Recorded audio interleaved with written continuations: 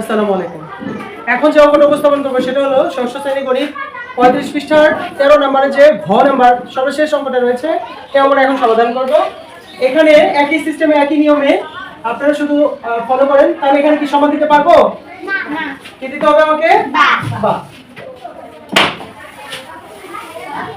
বা আমরা ব্র্যাকেটগুলো উঠিয়ে দিব, তাহলে -25 এরপর হলো মাইনাসে মাইনাসে কি হবে? দুটো চিহ্ন থাকবে না, তাহলে +42। আচ্ছা, তারপর ব্রেকে ফাঁকা ঘর, এরপর আবার এখানে -42, তারপর মাইনাসে মাইনাসে +25। বুঝতে পারছি?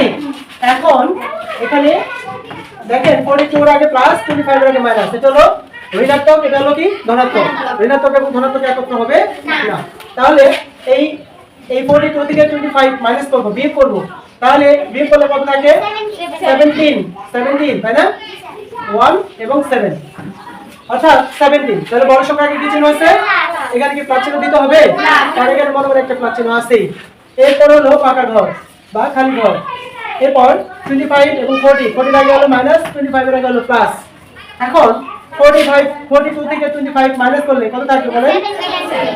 -17, মাইনাস কি 17। এখন বিষয়টা হলো যে আমরা চিহ্ন ব্যবহার করব, অর্থাৎ সম্পর্ক প্রতীক ব্যবহার করব। তাহলে তার আগে দাগটা লিখতে হবে -25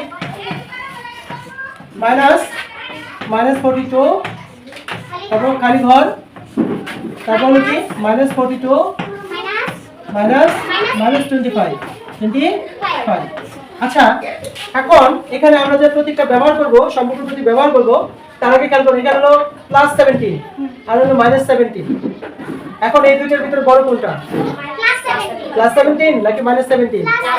কেন বড়?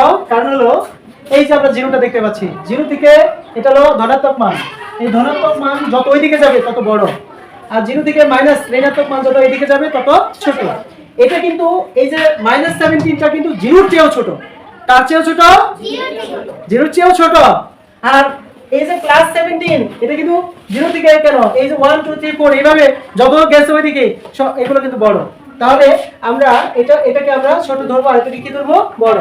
তাহলে আমাদের এই সম্পর্ক প্রতীক কোন দিকে বসবে বলেন তো? এই দিকে বসবে, অর্থাৎ এই দিকে আমার বড় সংখ্যা আছে, তো আমি এখানে সম্পর্ক প্রতীক এই দিকে বসাবো। তো আশা করি সবাই বুঝতে পেরেছেন। সবাইকে ধন্যবাদ।